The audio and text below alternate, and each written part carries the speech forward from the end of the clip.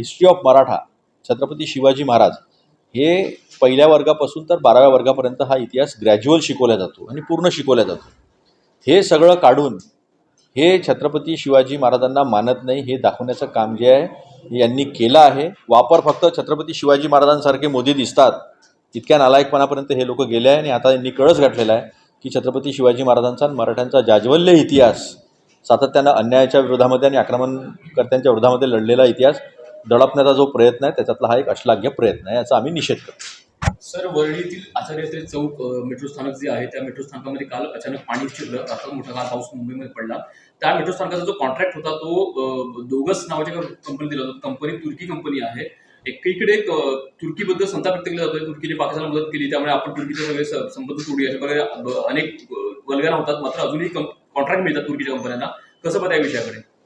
आपल्याला आठवत असेल की गलवानमध्ये चायनाने आक्रमण केल्यानंतर आपली 4000 स्क्वेअर किलोमीटर जमीन बळकावल्यानंतर या देशाचे प्रधानमंत्री ना कोई घुसा है ना कोई पोस्ट किसने ली है अशा पद्धतीचं वर्णन करणारे हे घाबरट लोक जे आहे त्याचं हे उत्कृष्ट उदाहरण आहे. हे बोगस सरकार आहे आणि बोगस सरकारची ही बोगस कामं आहे ज्याचा परिणाम जो आहे तो आचार्य अत्रे जे मेट्रो स्टेशन आहे त्यातूनच दिसत आहे असं नाही आहे.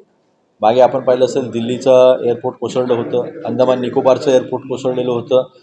आता येणाऱ्या पावसामध्ये अनेक पुलं जे आहेत ते जलसमाधी घेताना दिसतील. मागच्या वर्षी 10 पुलांनी जलसमाधी घेतली होती. भ्रष्टाचारांना आकंठ बुडालेले हे सरकार हिंदू मुस्लिम करून देशामध्ये विद्वेष निर्माण करून सत्ता आम्ही राबवू शकतो अशा पद्धतीचं मॉडेल आणण्याचा प्रयत्न करत आहेत. पण आता जनतेच्या हे लक्षात आलेलं आहे. पहलगामनंतर विशेषतः ज्या पद्धतीनं राष्ट्रीय भावना संपूर्ण जनतेनं दाखवलेली आहे, धर्म प्रांत भाषा जात विसरून, त्याच्यामुळे आता याच्यापुढे ह्या गोष्टी चालणार नाहीत. 17 दिवसाच्या पूर्वी उद्घाटन केलं होतं देवेंद्र फडणवीसांनी या मेट्रो स्टेशनचं. 17 दिवसात झेंडवडे निघाले. हे सत्य आहे देवेंद्र फडणवीसच्या खऱ्या चेहऱ्याच्या मागचं. सर, एकीकडे बारिश सुरू होते, मुंबईच्या लहान मिळालं, दुसरीकडे अमित शहाचे भाषण सुरू होते.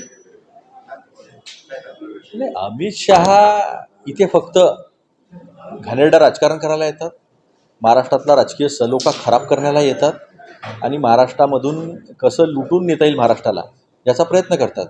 अमित शहा आले आहेत तर त्यांना मला आठवण करून द्यायची आहे की त्यांनी आश्वासन दिलं होतं की सर्व शेतकऱ्यांचं 3 लाखापर्यंत कर्ज माफ होईल. पुन्हा यवतमाळात दिलं होतं. यवतमाळमध्ये येऊन पहिली सही शेतकरी कर्जमाफीवर करील आणि MSP 1.5 देईल हे वचन याच्यापूर्वी नरेंद्र मोदींनी तोडलेलं आहे. आणि आता स्वतः अमित शहा हे पण हे वचन तोडत आहेत. 2 सिलेंडर तुम्ही कधी देणार आहात महिलांना? तुम्ही शेतकऱ्यांची कर्जमाफी कधी करणार आहात? आणि शेतकरी सन्मान निधी 15,000 रुपयावर तुम्ही देणार होते आणि सोयाबीनला 6,000 रुपये देणार होते. हे स्वतः अमित शहा बोलून गेलेले होते यवतमाळमध्ये. ते कधी करणार आहेत त्यांनी हे पहिले सांगितलं पाहिजे, नंतर इथे येऊन चोंबडेपणा केला पाहिजे महाराष्ट्रात.